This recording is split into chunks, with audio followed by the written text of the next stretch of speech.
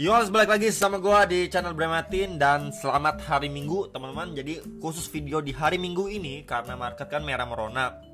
Kemarin juga udah diupdate untuk Bitcoin dan juga Manta. So di hari Minggu ini kita belum bahas untuk apa biasanya Ethereum ya, Ethereum sama altcoin. Mungkin kalau sempat nanti malam saya akan update untuk Ethereum dan juga altcoinnya. Cuman yang lebih penting adalah coba akan kita bahas market secara overall dulu di hari Minggu ini. Dan tentunya Bitcoin dan juga Bitcoin dominance teman-teman. Dan perlu di disclaimer ya, ini adalah pendapat saya. Teman-teman yang setuju silahkan, yang nggak setuju juga nggak apa-apa. Tapi di sini saya bukan mau nakut-nakutin, cuman saya pengen sharing aja ke teman-teman sekalian apa yang menurut saya dan pendapat saya pengen saya sampaikan gitu ya. Oke. Jadi untuk market memang di sini masih sideways, di situ-situ aja. Fear and Greed Index juga masih berada di level 48, which is netral. Cepet banget kan kemarin tuh greed langsung ke netral karena turunnya itu signifikan. Ya lumayan lah. Dan altcoin juga udah kebakaran lagi. Ya inilah yang sulit di cycle kali ini gitu ya. Altcoin itu benar-benar struggling banget teman-teman. Ya naiknya, contoh naiknya 10%, turunnya 20% ya. Teman-teman ada yang ngerasain nggak kayak gitu?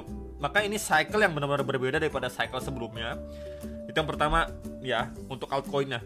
Lalu kedua, institusi udah masuk, ETF udah di-approve. Ini udah game plan yang berbeda dan bahkan Bitcoin karena ETF itu dia udah naik duluan ya ketimbang kalau kita lihat cycle-cycle sebelum-sebelumnya.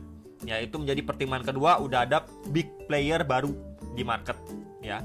Lalu yang menjadi masalah adalah yang ketiga, ini the Fed ya teman-teman lama banget untuk nge-cut rate ya, ditahan.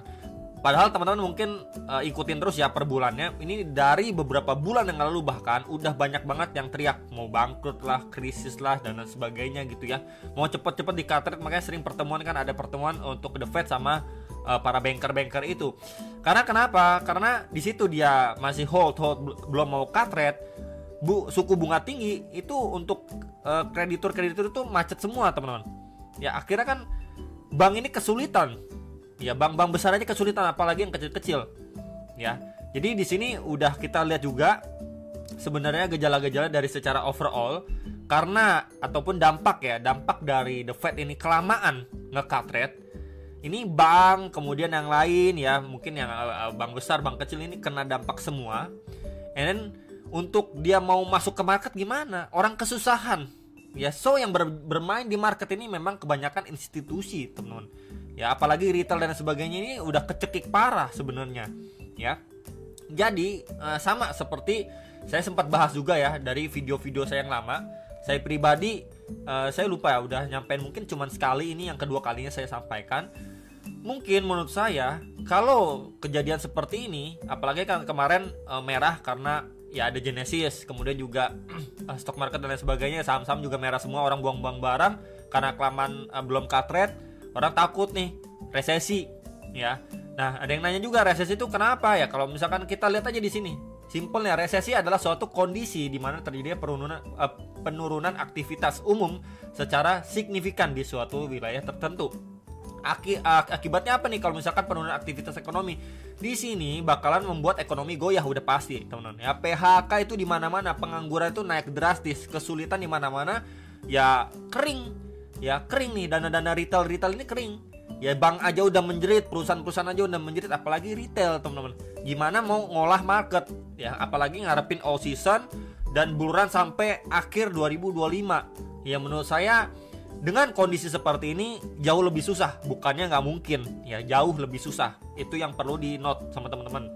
Ya saya bilang bukannya tidak mungkin, tapi jauh lebih susah. Maka kalau misalkan kita rangkum overallnya, saya pribadi masih cukup yakin dan percaya kemungkinan untuk bull run ini akan berjalan lebih pendek, apalagi yang ngarepin untuk altcoinnya. Ya kemungkinan adalah di akhir kuartal 4 2024 sampai kuartal 1 2025 ya. Chance untuk kita bermain mungkin sampai situ ya, yang ngarepin bull run, yang ngarepin cuan dan lain sebagainya, dalam artian yang spot ya altcoinnya, mungkin jarak bermain kita antara akhir kuartal 4 2024 sampai awal kuartal 1 2025 ya. Itu adalah area yang menurut saya masih cukup masuk akal. Ya, cuman kalau misalkan gimana nih? Kalau misalkan ditungguin udah jual nih. Ini contoh ya case-nya. Wah, udah jual nih. Udah jual, kemudian masih lanjut naik dan lain sebagainya, nggak apa-apa. Ya, ini untuk kalau saya pribadi ya nggak apa-apa. Yang penting saya sudah cari aman, saya amanin porto saya amanin profit saya. Jadi profit saya udah makan waktu, tenaga, pikiran segala macam, saya udah take profit. Saya bisa merasakan, mencicipi, menikmati.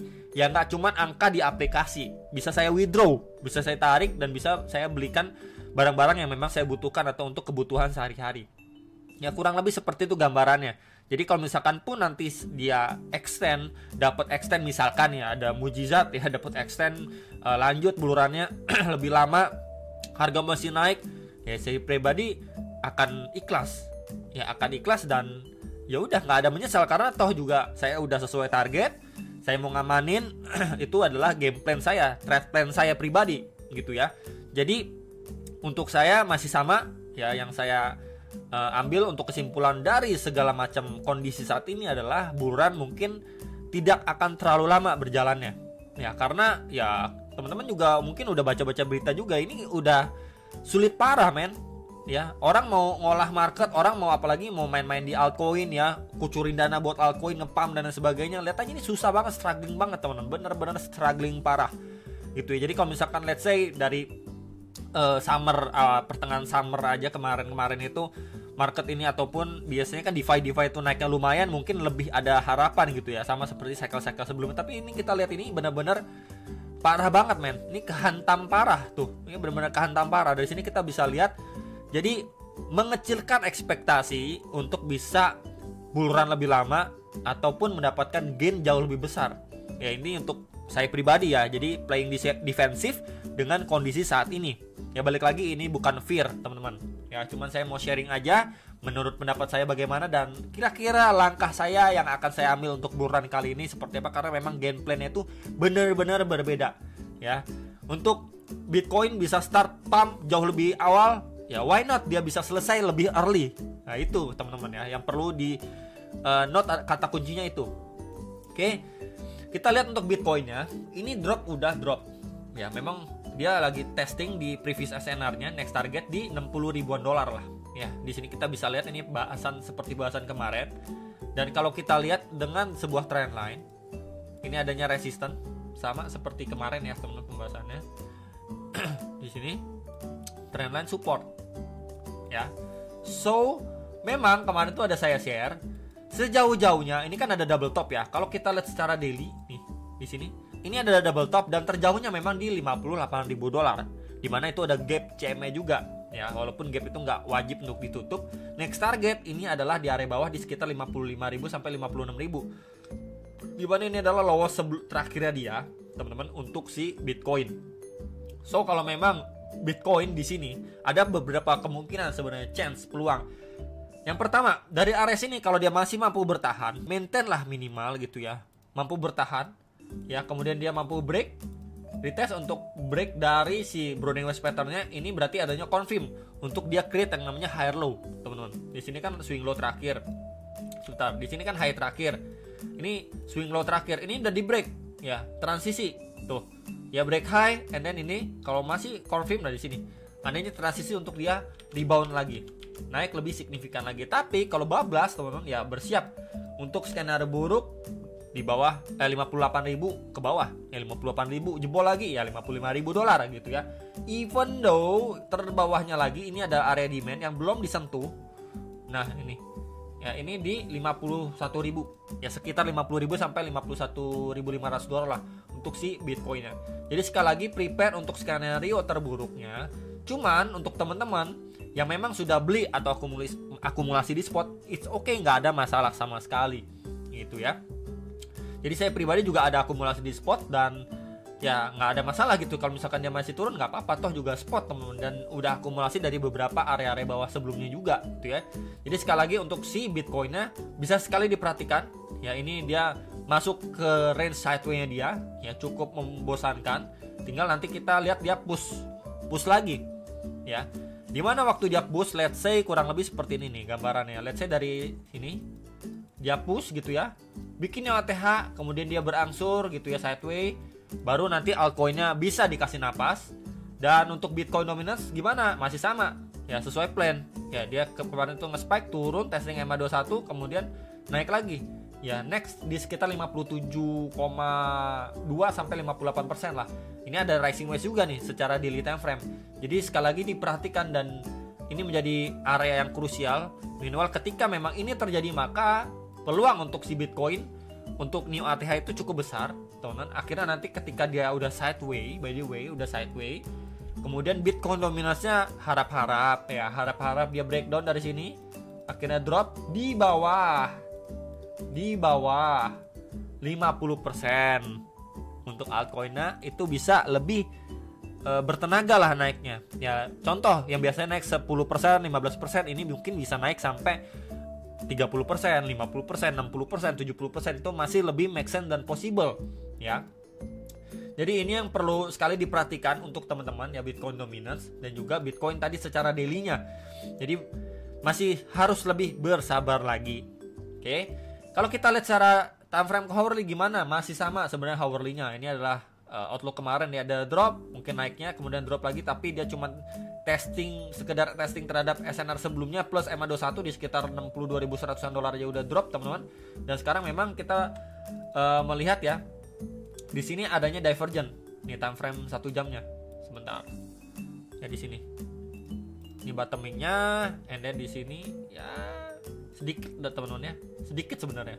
Sedikit banget. Jadi sekali lagi bisa diperhatikan, dan untuk si Bitcoin ini memang masih lemes banget. Jadi by the time nanti harganya ini berangsur naik gitu ya, rebound lagi, testing lagi ke previous SNR, kemudian reject lagi, ya akan balik lagi testing lagi nih. Ini bahkan tail candle tadi 59.800 dolar. Nah, ini masih bisa terjadi ya. Jadi sekali lagi diwaspadai untuk skenario buruk si Bitcoin. Dan kalau memang area 60.000 itu mampu dijebol, kalau secara time frame 1 jam ini saya markingin di sini, ini terakhir kali bikin tail candle ya. Kemudian saya extend dan yap, here we go di 58.300 sampai 58.700 dolar, pas nih areanya. Di sini karena saya tarik, kenapa? Ini ada reaksi ya, pemantulan cukup panjang dari sini, kemudian kalau di extend ini ada SNR. Plus di sini adanya area demand nih, terakhir kali dites pada 13 Juli 2024. Jadi ini untuk skenario buruk si Bitcoin yang perlu diwaspadai sama teman-teman sekalian. Ya, jadi ya mau gimana?